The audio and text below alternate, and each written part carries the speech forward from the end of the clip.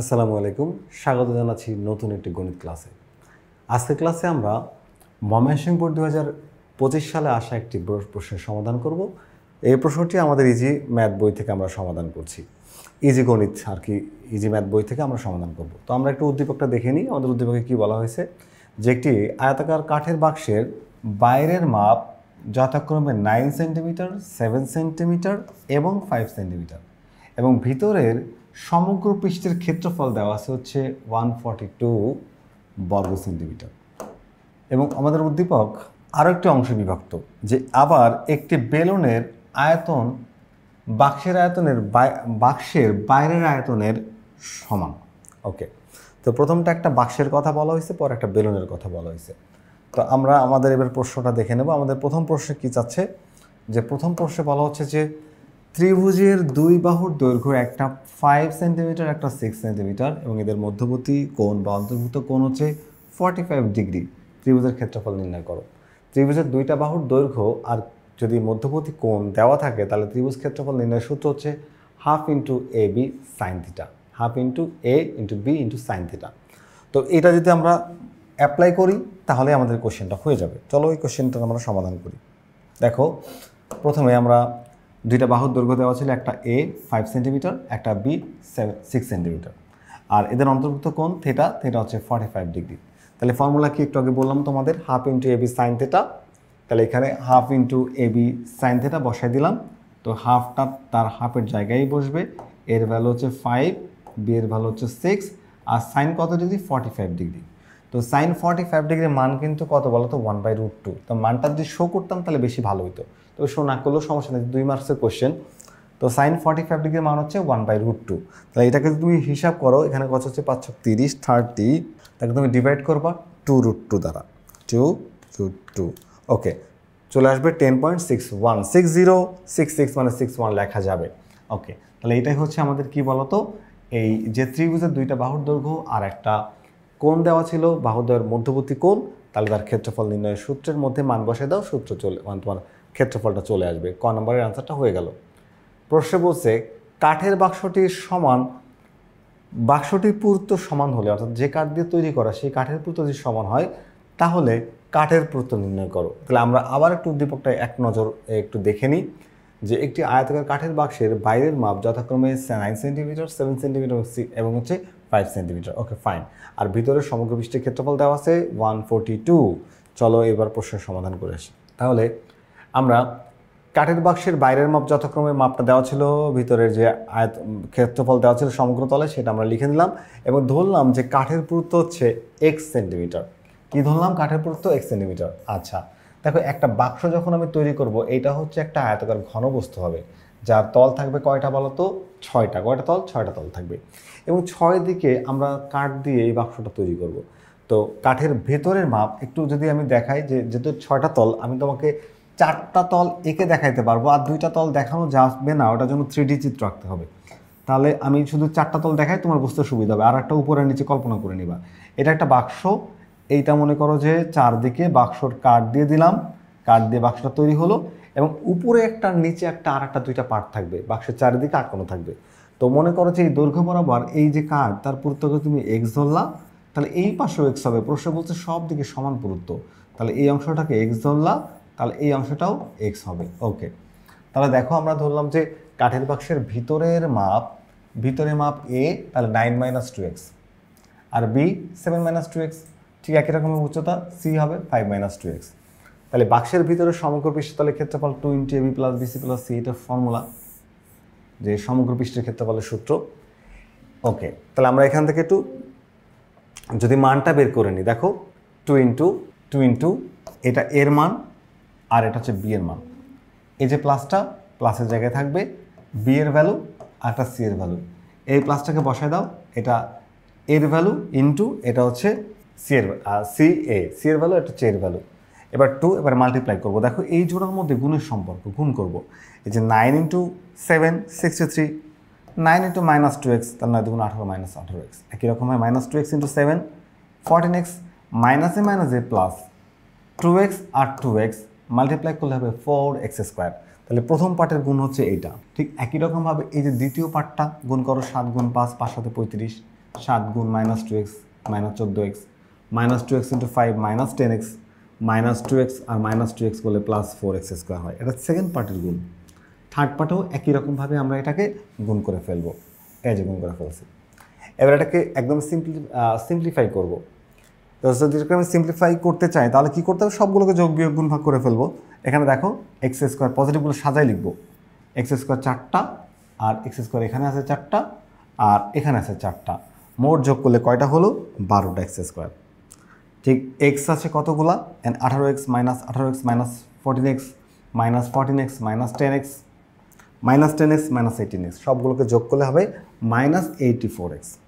আর এখানে 63 35 আর হচ্ছে 45, এগুলোকে অ্যাড করলে বা যোগ করলে আমি পাবো হচ্ছে 143। তাহলে 2 ছিল তার মতো থাকবে। তো এটা আমি বের করছি কি সমগ্র পৃষ্ঠের ক্ষেত্রফল। আমি চাইলে পুরোটাকে প্রথম থেকে সমীকরণ প্রশ্নমতে লিখতে পারতাম, তবে তুমি কিছুটা করেও লিখতে পারো, কোনো অসুবিধা নেই। একটা প্রশ্ন কত রকমভাবে সমাধান করা যায়।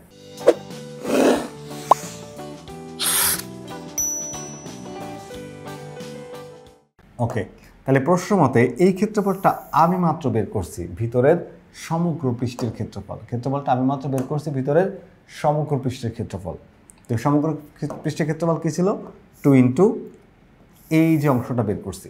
আর ওরা ক্ষেত্রফল দিয়ে দিচ্ছে হচ্ছে প্রশ্নে দেওয়া ছিল 142।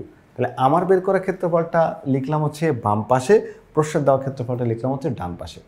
এবার এই যে 2 এটা এই আচ্ছা লেফট সাইডে এটা মাল্টিপ্লাই ছিল, তো ওই সাইডে ভাগ করলে ডিভাইড হয়ে যাবে। 142কে যখন তোমার 2 দ্বারা ডিভাইড করবা বা ভাগ করবা তখন পাবা হচ্ছে কত, 71।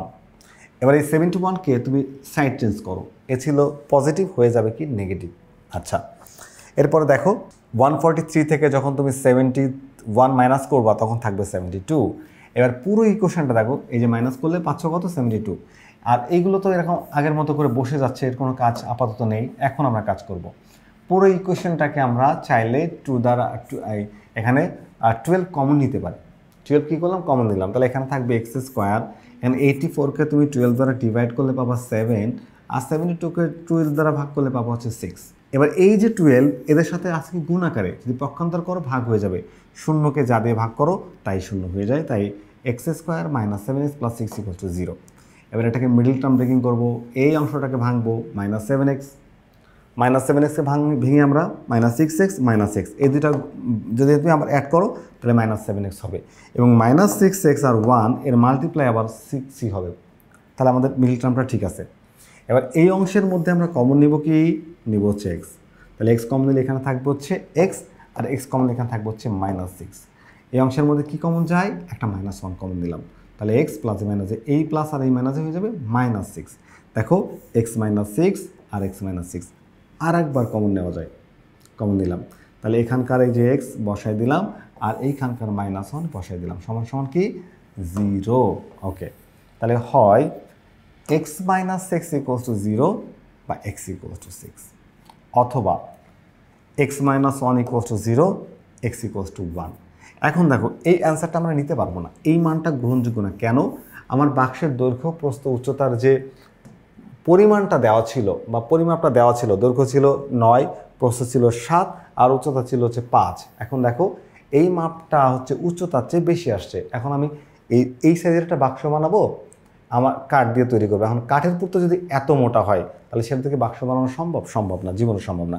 কাঠের পুরুত্ব কাঠের বাক্সের দৈর্ঘ্য প্রস্থ উচ্চতার সমান হতে পারবে না, এমনকি অর্ধেক হতেও পারবে না।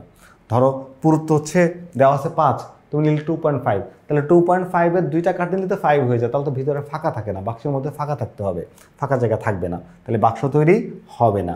তার মানে কাঠের পুরুত্ব দৈর্ঘ্য প্রস্থ উচ্চতার সমান হতে পারবে না, অতএব আমরা 6 গ্রহণ করতে পারছি না। যেহেতু কাঠের পুরুত্ব সব জায়গায় সমান, তার মানে 2টা উত্তর তো হবে না, একটা হবে। তাহলে কে বাদ যাবে, 6টা বাদ যাবে, আর 1টা নেওয়া যাবে, কারণ 1 সেন্টিমিটারের কাঠ হলে আমরা বাক্সটা তৈরি করতে পারবো। তাহলে আমাদের অ্যান্সার কী হচ্ছে বলো তো, 1 সেন্টিমিটার, অর্থাৎ কাঠের পুরুত্ব 1 সেন্টিমিটার, এইটাই হচ্ছে আমাদের অ্যান্সার। ওকে, এবার আমরা আমাদের কোশ্চেনটা একটু দেখে নিই। এই যে আবার 3 নম্বর কোশ্চেন, অর্থাৎ গ, বেলুনের উচ্চতা তার ভূমির ব্যাসার্ধের দ্বিগুণ। বেলুন উচ্চতা কি, তার ভূমির ব্যাসার্ধের দ্বিগুণ, তার সমগ্র তলের ক্ষেত্রফল নির্ণয় করো। তাহলে বেলুনের একটু দেখে আসি, ভিতরের সমগ্র তলের ক্ষেত্রফল হচ্ছে এত, আবার একটি বেলুনের আয়তন বাক্সের আয়তনের সমান। ওকে, বেলুনের আয়তন বাক্সের আয়তনের সমান, তাহলে বাক্সের তো দৈর্ঘ্য প্রস্থ উচ্চতা জানি আমরা, তাহলে আয়তন তো বের করতে পারবো। তাহলে চলো, এই যে বাক্সের বাইরের আয়তনের সমান বলছে, তাহলে বাক্সের বাইরের মাপ কী কী দেওয়া আছে?